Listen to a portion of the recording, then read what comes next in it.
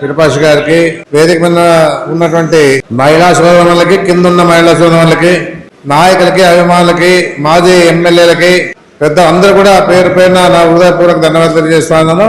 ముఖ్యంగా పార్టీ పోరాట యోధులు ఎవరు మీకందరూ కూడా ప్రత్యేకంగా ధన్యవాదాలు. మీ అందరూ కూడా నాయకులు కూడా పార్టీ ఈరోజు ఈ సమావేశానికి కారణమేమో అందరూ తెలుసు. ఎప్పుడైతే పోస్టర్లు విడుదల చేసినామో దీని పరంగా 1 కోటి సంతకాల సేకరణ చేయాల. ఎవరు చేసేది? అది నేను చేయను, ఇడున్నాడు ఎవరు కూడా చేయరు. పార్టీ పరంగా మీరంతా కూడా అండగా ఉంటూ పార్టీకి కవచంగా ఉన్న మీరు మీ ద్వారానే ఈ కార్యక్రమాలు జరుగుతాయని చెప్పేసి కూడా ఇప్పుడైనా గుర్తించాలా. ఎందుకంటే పార్టీ ఓడిపోయినా ధైర్యంగా ఈ కూటమి ప్రభుత్వాన్ని భయపడుకోకుండా ఈ రోజు ఇంత గట్టిగా ఈ సమావేశంలో వచ్చారంటే మీరు మీ కథ ఏమనేది కూడా కూటమికి వెళ్ళాల.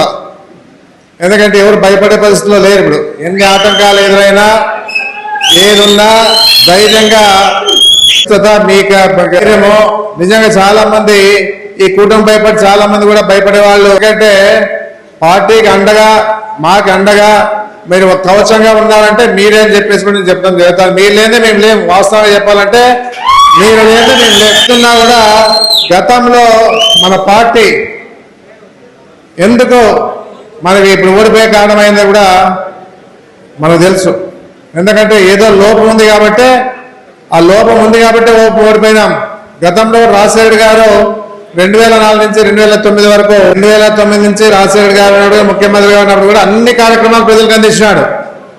అయినా 2009లో ఎంతో ఊహించినాడు రాజశేఖర్ గారు, ఎంత పెద్ద మెజార్టీ ఉంటుంది మనకి, ఎలాంటి సమస్య లేదు, ఎందుకంటే అన్ని కార్యక్రమాలు అందించినామని చెప్పేసి ఆయన అనుకోవడం జరిగింది. అయితే ఎలక్షన్లు అయిన తర్వాత ఆయన అన్నాడు మాట, జస్ట్ పాస్ అయినాం అంతేగాని ఏదో లోపు ఉంది కాబట్టి పాస్ అయినామని చెప్పేసి కార్యకర్తలు అసలైన వాళ్ళు ఎవరంటే పార్టీకి కార్యకర్తలని చెప్పేసి రాజశేఖర్ గారు గుర్తించే పరిస్థితి కూడా జరిగింది. అప్పట్లో పార్టీ అధికారంలోకి వచ్చినప్పుడు అనుభవించేది ఎవరు? మీ ద్వారా మేము ఎమ్మెల్యే అయితే మేము అనుభవిస్తామని చెప్పేసి మీరు అనుకుంటా ఉంటారు. మీ కష్టమే మాకు నిజంగా ఒక స్థాయిలో నిలబెట్టాలంటే మీరు చేసిన కష్టంతోనే ఒక స్థాయిలో నిలబడగలుగుతా ఉన్నాం. పార్టీ కార్యకర్తలను మర్చిపోయినాం కాబట్టి ఈరోజు మన పార్టీ ఓడిపోవడానికి కారణమైందని చెప్పేసి కూడా గట్టిగా చెప్పగలుగుతా ఉన్నాను. అదే పార్టీ అధికారంలో వచ్చినా కూడా మీరు అనుభవించాలా, మేము కష్టపడాలా. ఆ ఉల్టా ఇప్పుడు గతంలో మాది మేము ఎమ్మెల్యేగా అనుభవించేది కాదు, ఎమ్మెల్యేలుగా మేమున్నా పార్టీ పరంగా మీరంతా అనుభవించాలని చెప్పేసి చెప్పడం జరుగుతా ఉంది. ఏది కావాలన్నా పార్టీ కార్యకర్తకి నాయకులకి ఏదన్నా కూడా ఏది లేదనుకోకుండా చేసినప్పుడే పార్టీ బలంగా ఉంటుంది. కానీ మనం ఏదో పార్టీ చెడ్డ పేరు వస్తుంది, అది వస్తుంది, ఇది వస్తుంది అంటే ఇబ్బంది ఏమే. చంద్రబాబు నాయుడు నిజమైన రాజకీయ నాయకుడు అంటే చంద్రబాబు నాయుడు చెప్పచ్చు. ఎందుకంటే ఏ విధంగా ప్రజలు మభ్యపెట్టాలా, ఏ విధంగా మోసం చేయాలా, ఏం చెప్తే ప్రజలు వింటారు అనేది చేయగలిగినాడు కాబట్టి ఇప్పుడు 4 సార్లు ముఖ్యమంత్రిగా కొనసాగుతా ఉన్నాడు. అది మనం చేయలేకపోయినాం. ఎందుకంటే నీతి నిజాయితీ అన్నారు కాబట్టి ఈరోజు మనం వెనకబడిపోయామని చెప్పేసి నేను చెప్పడం చేద్దాం. నీతి నిజాయితీ ఉండాల్సిందే కాదనలేదు. పార్టీ కార్యకర్తలకి నాయకులకి మనం ఏం న్యాయం చేసినామనేది మనం కూడా ఆలోచించుకొని పార్టీ కార్యకర్తలకి నాయకులకి ఏది కావాలన్నా ఈసారి వాళ్ళకి సహకారం ఇచ్చి పార్టీకి అండగా నిలబడాలని చెప్పేసి కూడా నేను చెప్తాను. అందరూ కూడా బాధపడతా ఉన్నాం. ఇన్ని పనులు చేసినా జగన్మోహన్ రెడ్డి తక్కువ చేయలే, అభివృద్ధి చెప్పలేకపోయినా మనమంతా కూడా. జగన్మోహన్ రెడ్డి గారు చేసిన కార్యక్రమాలు ఏ ముఖ్యమంత్రి రాజశేఖర రెడ్డి తర్వాత ఎవరు చేయలే. అయినా మనం చెప్పినవి చేసి చెప్పలేకపోయినాం ప్రజలేకని చెప్పేసి కూడా మీ అందరూ కూడా చెప్పగలుగుతా ఉన్నాను. పార్టీ కార్యకర్తకు కానీ నాయకునికి కానీ ఎలాంటి లోపం లేకుండా చూసుకునే బాధ్యత నేను చెప్పేసి కూడా చెప్పడం జరుగుతాను.